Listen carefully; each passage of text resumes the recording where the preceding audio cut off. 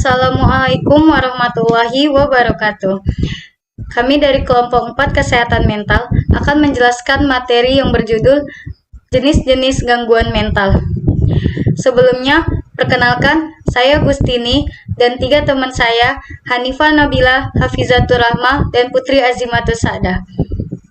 Selanjutnya, saya akan menjelaskan materi yang pertama, yaitu tentang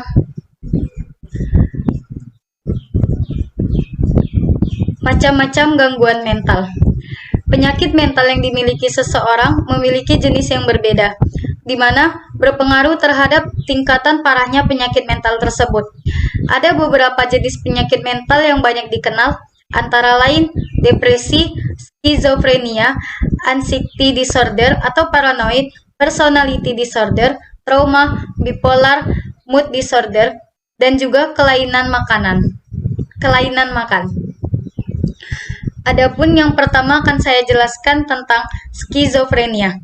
Skizofrenia adalah kelainan pada jiwa seseorang yang menunjukkan gangguan dalam fungsi kognitif atau pikiran berupa disorganisasi yang dialami oleh seseorang yang berusia muda antara akhir usia remaja hingga usia 20 tahun.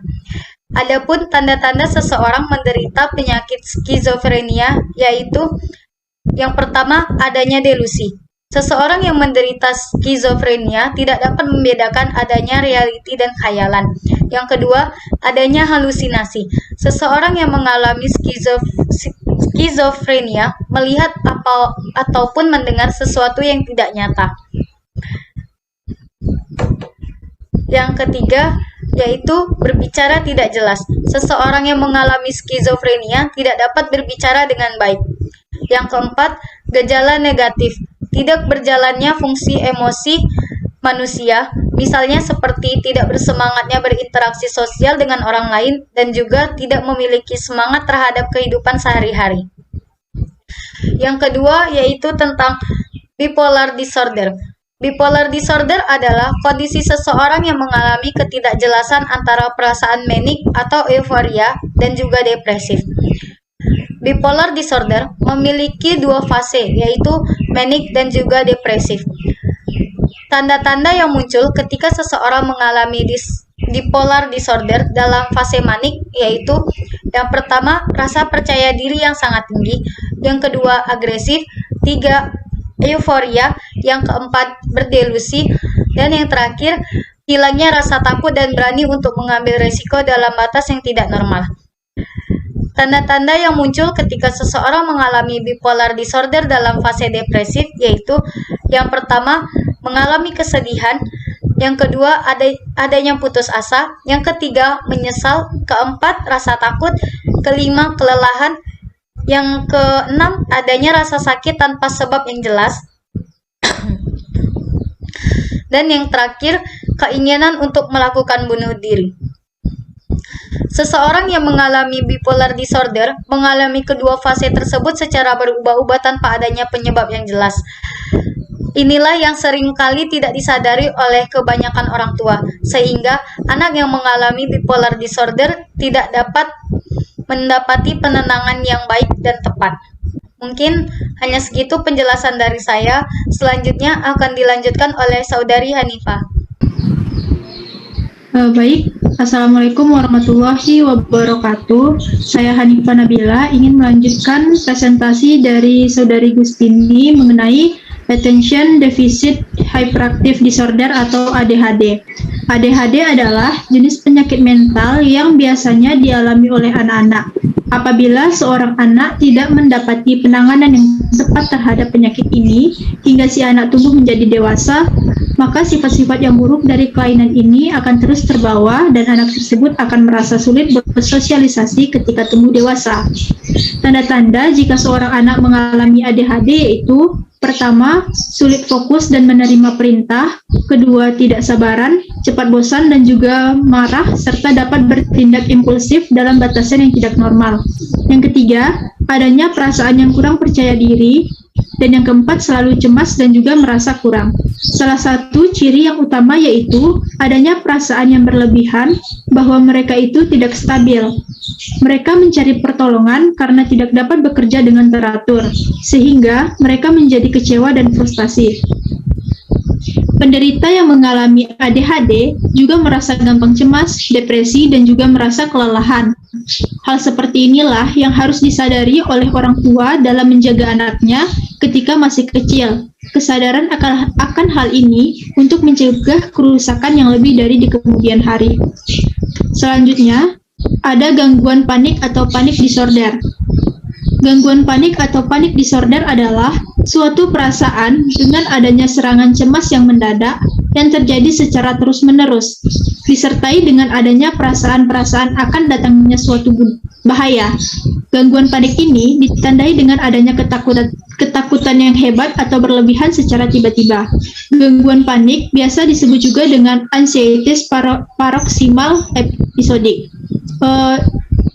Berikut tanda-tanda seseorang mengalami gangguan panik, yaitu pertama, keringat yang berlebihan, gemetaran atau menggigil, palpitasi yaitu meningkatnya denyut jantung, perasaan nafas pendek atau tertahan, adanya nyeri dada, merasa mual atau tidak nyaman di perut, takut mati, merasa merah, kepanasan atau kedinginan, merasa goyang, pusing, dan kepala merasa nyeri, takut menjadi gila. Baik, sekian yang dapat saya sampaikan. Mohon maaf jika ada kesalahan, baik disengaja ataupun tidak disengaja. Selanjutnya akan dipresentasikan oleh Saudari Hafiza. Kepada Saudari Hafiza, silahkan. Assalamualaikum warahmatullahi wabarakatuh. Saya Hafizatur Rahma sebagai pemateri ketiga yang akan melanjutkan poin kelima, yaitu gangguan kepribadian. Gangguan kepribadian adalah suatu proses perkembangan yang dapat timbul pada masa kanak-kanak, masa remaja, hingga berlanjut pada masa dewasa. Gangguan kepribadian muncul karena adanya pola perilaku yang tertanam dalam diri dan ini berlangsung cukup lama. Gangguan kepribadian adalah suatu varian dari sifat-sifat karakter di luar rentang yang telah ditemukan pada sebagian besar orang. Pada klinik menunjukkan bahwa gejala-gejala gangguan kepribadian dan gejala-gejala neurosa berbentuk hampir sama pada orang-orang dengan inteligensi tinggi ataupun rendah. Jadi, boleh dikatakan bahwa gangguan kepribadian, neurosa, dan gangguan inteligensi tinggi sebagian besar tidak tergantung pada satu dan yang lainnya atau tidak berkorelasi. Tanda-tanda seseorang mengalami gangguan kepribadian yaitu yang pertama, ketakutan yang berlebihan, yang kedua, ketergantungan yang berlebihan, yang ketiga, kesedihan yang sangat mendalam, yang keempat, mengalami kemarahan yang sudah tidak bisa terkendali, yang kelima, tingkah laku yang eksploitatif, yang keenam, jika masalah seseorang yang mengalami gangguan kepribadian tidak ditangani, maka kehidupannya akan dipenuhi ketidakpuasan. Yang keenam, gangguan psikotik. Gangguan psikotik adalah salah satu jenis gangguan jiwa yang paling berat penanganannya. Prevalensi pada gangguan psikotik ini adalah 1%. Di Indonesia sendiri antara 0,3 sampai 1% yang mana artinya diperkirakan ada sekitar 2 juta orang yang mengalami gangguan ini. Gangguan psikotik ini melibatkan kesadaran dan pemikiran yang menyimpang. Gejala-gejala umum yang menonjol yaitu adanya delusi, halusinasi, cara berpikir yang kacau, dan juga memiliki perilaku yang aneh. Para peneliti menganggap bahwa gangguan psikotik ini disebabkan adanya berbagai faktor. Yang pertama, faktor kerusakan otak, yang kedua, faktor genetik, dan yang terakhir, faktor biokimia otak. Sekian penjelasan dari saya. Selanjutnya akan dilanjutkan oleh pemateri keempat, yaitu Sa'dah. Assalamualaikum warahmatullahi wabarakatuh. Saya Putri Azimatus Sa'dah akan melanjutkan materi dari Hafizatur Rahma tadi, yaitu gangguan post-traumatic stress disorder. Gangguan post-traumatic stress disorder adalah gangguan kecemasan yang terjadi pada seseorang setelah mengalami atau menyaksikan suatu peristiwa yang traumatik.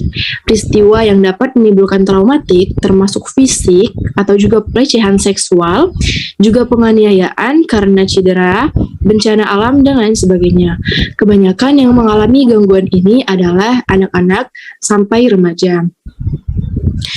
Menurut Livers, ditandai dengan 3 set gejala inti, yaitu experience sensing, penghindaran, dan juga hyperarousal yang bertahan selama lebih dari 1 tahun.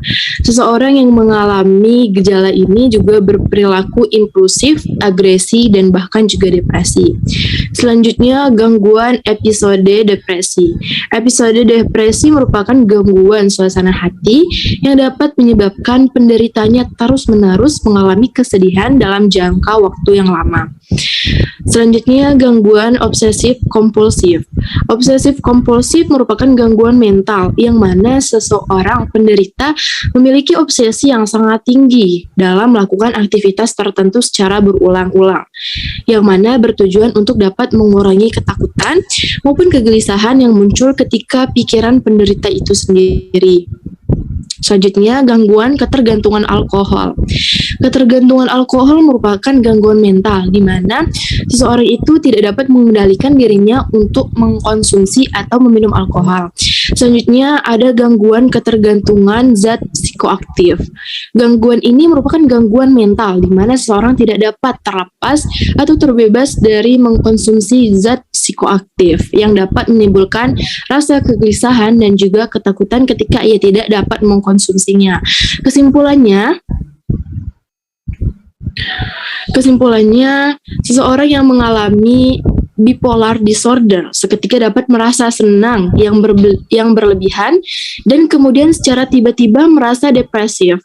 Hal tersebut bertolak belakang dengan apa yang ia rasakan sebelumnya karena hal tersebut terjadi tanpa sebuah sebab yang jelas. Tanda-tanda yang muncul ketika seorang mengalami bipolar disorder antara lain rasa percaya diri yang sangat tinggi, agresif, euforia, berdelusi. Nah, inilah yang seringkali tidak disadari oleh kebanyakan orang tua sehingga anak yang mengalami bipolar disorder ini tidak dapat penanganan yang baik dan tepat. Selanjutnya,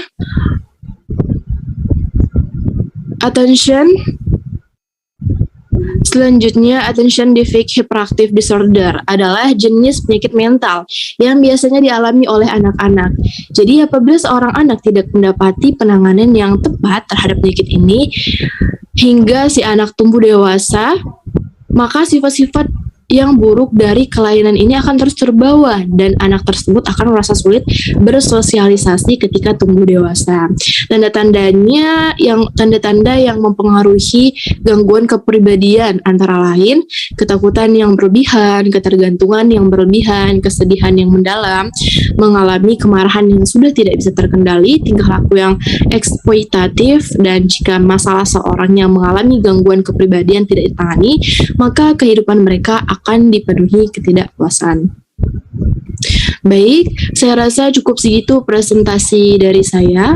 Lebih dan kurang saya kembalikan kepada Gustini selaku pemateri pertama. Oke, baik. Mungkin hanya sekian presentasi dari kelompok kami. Apabila ada banyak kekurangan, kami mohon maaf karena kita masih sama-sama belajar. Saya akhiri. Assalamualaikum warahmatullahi wabarakatuh.